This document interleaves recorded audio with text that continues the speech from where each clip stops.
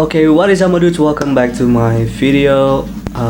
Pertama-tama aku cuma mau ngasih tahu aja, sorry kalau misalkan nanti ada suara berisik-berisik atau apa, soalnya itu di depan rumah ada anak-anak lagi pada main-main gitu ya. Juga itu tetangga depan lagi benerin sesuatu gitu, makanya mungkin nanti bakal ada suara berisik-berisik di video ini gitu. So ya, seperti yang kalian udah tahu di judul, kali ini aku mau ngasih beberapa tips agar kalian bisa cepet bisa bahasa Inggris.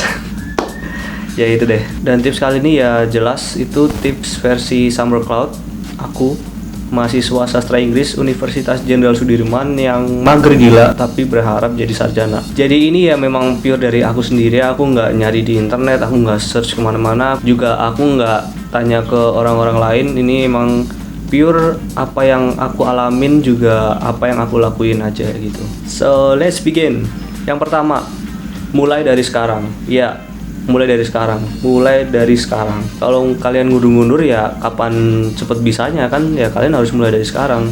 Tapi ya nggak sekarang juga, maksudnya nanti habis selesai nonton video ini baru kalian mulai gitu kan. Kalau misalkan sekarang kan ya aku belum ngasih semua tipsnya, jadi ya nanti aja habis nonton video ini maksudnya. Dan jangan lupa iklannya jangan di skip please, I need money, I need something to eat. Oke. Dan nomor 2, pilih metode belajar yang kalian enjoy, yang kalian suka. Kalau misalkan kalian nggak suka baca buku ya jangan belajar lewat buku. Kayak aku sendiri tuh jujur aja aku tuh nggak suka baca buku, sumpah. Aku tuh kayak see this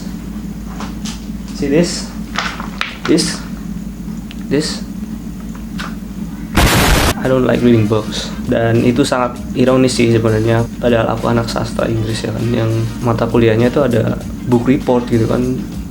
Book report. Jadi ya suruh baca buku, dan ya it's against me gitu.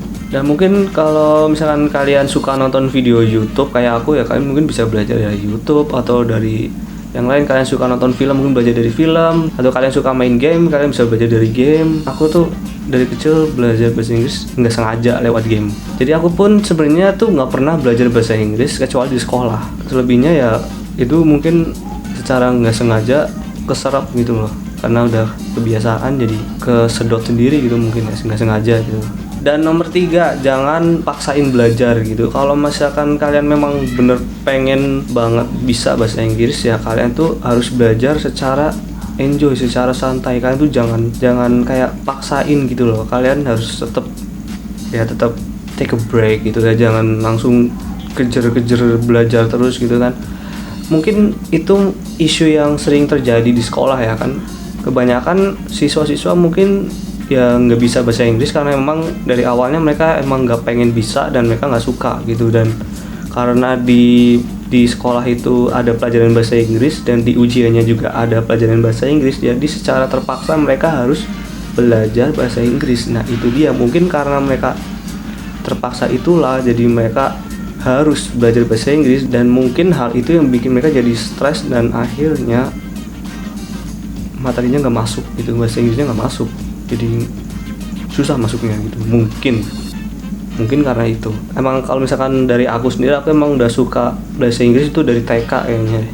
Jadi ya intinya dari awal aku sekolah itu aku udah suka bahasa Inggris gitu. Aku udah mempelajari dengan sukarela, aku emang udah dasarnya suka gitu. Jadi mungkin lebih gampang masuknya gitu loh. Dari kehidupan sehari-hari pun aku suka nonton YouTube, juga videonya ya video buatan YouTuber luar negeri gitu ya. Jadi ya kan aku tiap hari tuh kebiasaan denger orang ngomong bahasa Inggris gitu kan, jadi secara nggak sengaja itu pelan-pelan masuk ke otak gitu, jadi secara nggak sengaja dapet gitu lah ya. Oke, yang keempat itu latih English speaking kalian harus sesekali tuh nyoba ngomong bahasa Inggris gitu. Kalian jangan cuma belajar terus ngartiin kata terus diingat, jangan. Kalian harus ya sesekali latihan ngomong gitu, latihan pronunciation, latihan ya speaking in general. Ya mungkin bisa kan, misalkan kata-kata baru yang kalian temuin itu mungkin kalian translate terus coba kalian ucapin gitu loh. Atau mau mungkin lebih itunya lagi ya, coba kalian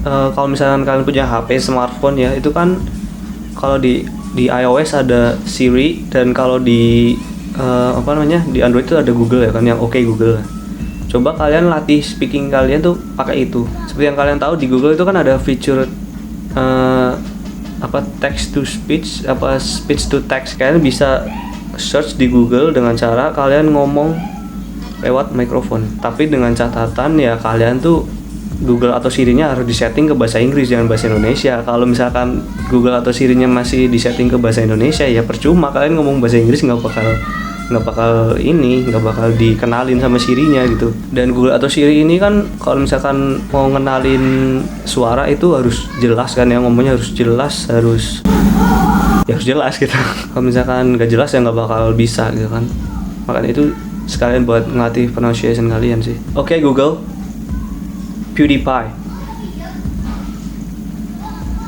and then boom tuh PewDiePie muncul kan. PewDiePie itu bukan ini sih ya, bukan vocab bahasa Inggris, itu nama kan ya. PewDiePie itu kan nama, bukan vocab bahasa Inggris. Jadi oke deh, ulang yang pakai kata-kata bahasa Inggris apa ya. A few moments later. 20 minutes later. Oke, Google, cute cats.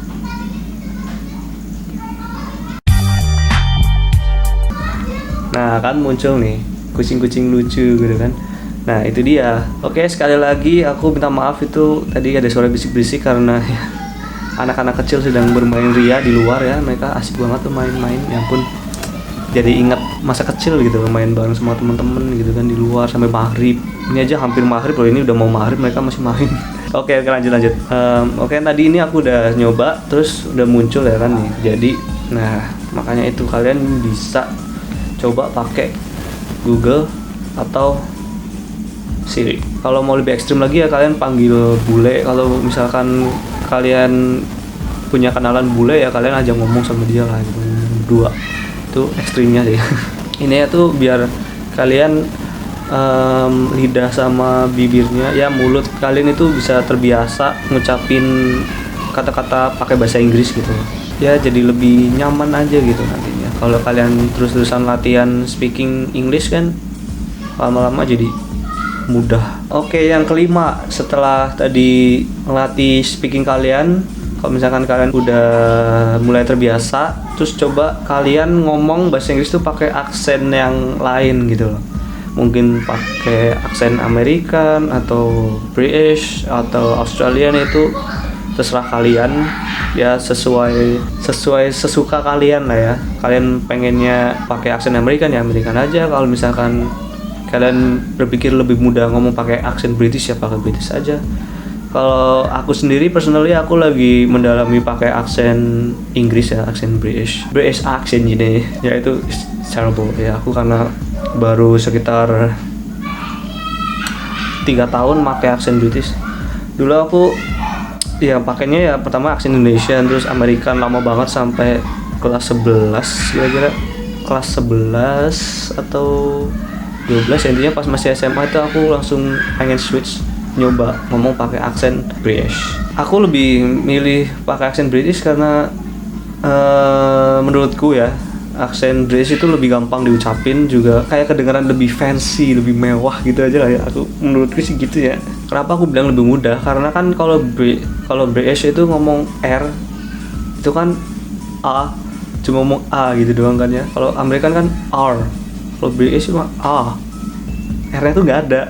Juga kalau misalkan ada kata yang punya huruf T di belakang, itu huruf T-nya nggak kebaca. Misalkan kucing, cat.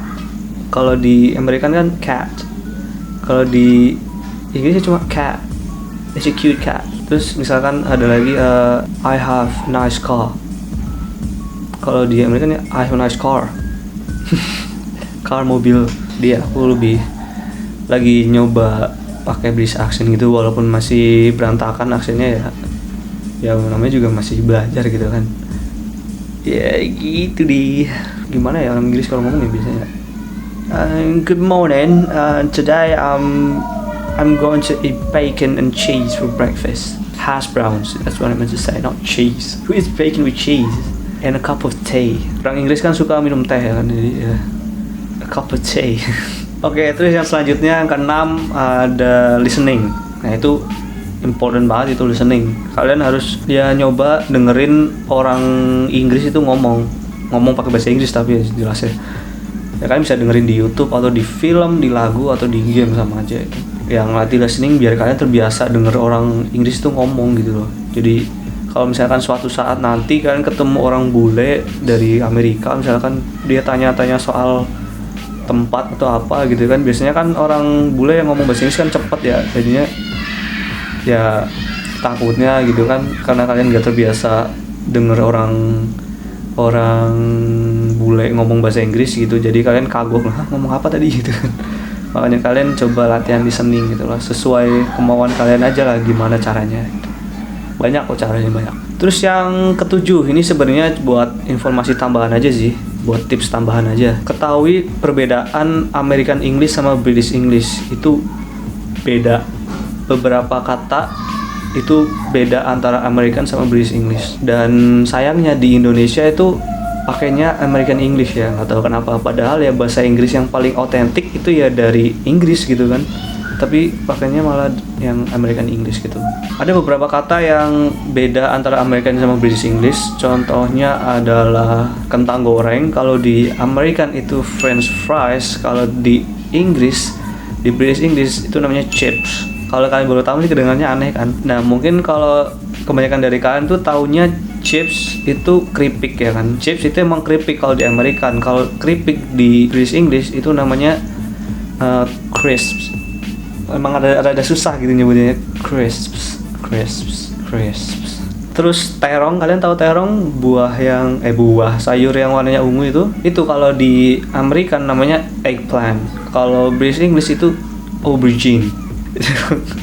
Ya kan, kayak beda banget ya kan gitu. Sebenarnya juga sampai sekarang tuh aku bingung loh. Why do Americans call that an eggplant when it doesn't even shape like an egg? It's shaped like a zucchini. It doesn't look like an egg at all. I mean, it's purple. Why? What do they call it? Eggplant. I don't. Oke, apalagi ya? Ya banyak sih perbedaan kata di American English sama British English. Kalau misalkan aku sebutin semua ya ini kayaknya bisa sampai subuh ya. Kalau bisa sih ya, kalau misalkan nanti suatu saat kalian ada kesempatan ke Amerika atau ke Inggris ya, terutama ke Inggris, itu kalian ya sebisa mungkin pakai British English lah ya, biar di sana itu dikagumin gitu loh. Wow, pakai British English gitu kan. Jadi kan kesannya tuh kalian tuh kayak tahu banget soal Inggris gitu kan. Ya walaupun orang Inggris sih sebenarnya tahu, orang UK itu tahu istilah yang American English itu pada tahu gitu. Tapi kan lebih baik pakai istilah atau kata-kata yang British English lah ya, biar cocok aja gitu. Oke, mungkin segitu aja tadi videonya.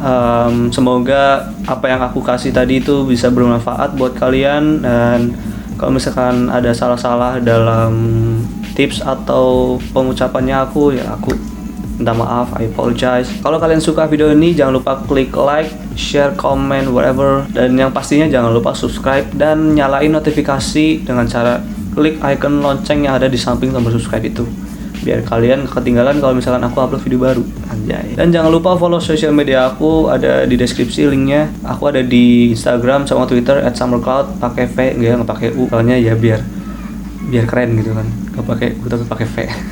Okay, thank you guys for watching and I'll see you guys in the next video. Bye bye.